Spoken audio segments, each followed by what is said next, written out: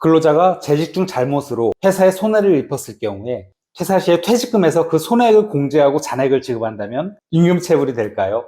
퇴직금과 손해배상액을 퉁치는 게 허용되느냐의 문제인데요. 궁금하신 분은 지금부터 집중해 주세요.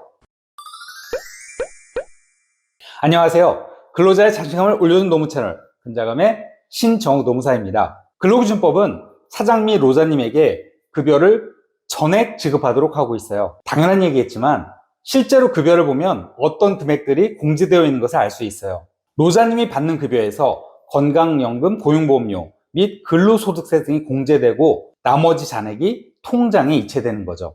이것은 법률에 따라 공제되는 것이므로 노사님의 동의를 받지 않아도 사장님이 급여에서 공제하고 지급할 수 있는 거예요. 적법하고 유효한 공제라는 거죠. 그런데 노사님이 실수로 회사에 손해를 입히는 경우가 있어요. 제품을 망가뜨리거나 제품을 분실하여 회사에 금전적 손해를 입힌 경우죠. 아니면 고의로 회사의 자산을 절취하거나 횡령하여 재산상 손해를 입히기도 하죠. 그리고 중요한 계약 체결을 할 때 고의나 실수로 그 계약의 체결 결과 회사에 금전적 손해를 입히는 경우도 있을 수 있어요. 이러한 금전적 손해배상 책임이 노사님에게 인정되는데요. 노사님이 도의적 책임을 지려고 사직하거나 아니면 징계해고를 당하는 경우에도 노사님이 일한 대가로 받는 임금은 100% 지급되는 게 원칙이에요. 그런데 사장님이 노사님이 받을 퇴직금에서 노사님이 회사에 변상해야 할 손해배상을 공제하고 남은 잔액을 지급한다면 이건 괜찮을까요? 근로기준법은 이와 같은 사장님의 상계를 제한하고 있는데요. 원칙적으로 이와 같은 상계는 효력이 없어요. 따라서 사장님은 공제하지 않고 퇴직금 전액을 노사님에게 지급해야 하는 게 원칙이에요. 물론 퇴사일로부터 14일 이내에 퇴직금 전액을 지급해야 하고요.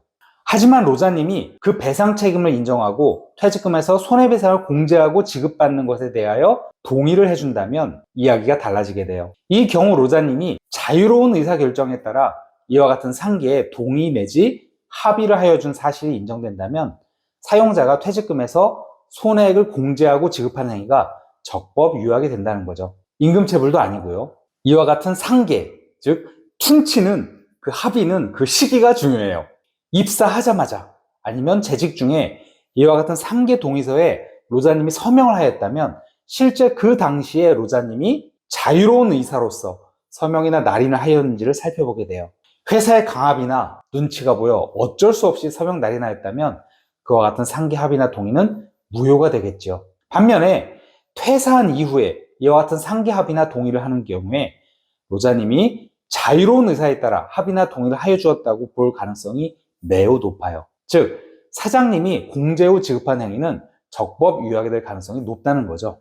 그리고 퇴사일 당일이나 퇴사일 가까운 일자에 이와 같은 상계 합의나 동의를 하여 주었다면 그 합의는 또는 동의는 유효할 가능성이 높겠죠. 즉 회사를 떠나는 마당에 굳이 상계에 동의나 합의를 하여 줄 이유가 없음에도 그와 같은 합의나 동의를 하여 주었다는 점은 노사님이 자유로운 의사로서 그와 같은 결정을 이루었다고 볼 개연성이 높다는 거죠. 모든 일에는 마무리가 중요하죠. 퇴사할 때 금품청산은 퇴사일로부터 14일 이내에 해야 하며 그 기간까지는 임금체불이 안 되는데요. 회사와 퇴사 사이에 정산할 것이 있다면 금액을 명확히 하고 줄 것은 주고 받을 것은 받는 것이 좋겠죠. 만일 상계 합의나 동의가 진행되지 않는다면 사장님은 퇴사자의 급여 계좌에 가압류를 하거나 집행을 보전하기 위한 법적 조치들을 하게 될 거예요. 근로관계를 종료하는 과정에서 아무쪼록 노사 간에 얼굴 붉히지 말고 평화롭게 계약이나 합의로 정산 절차를 진행하시길 바라고요. 그럼 이번 영상과 관련하여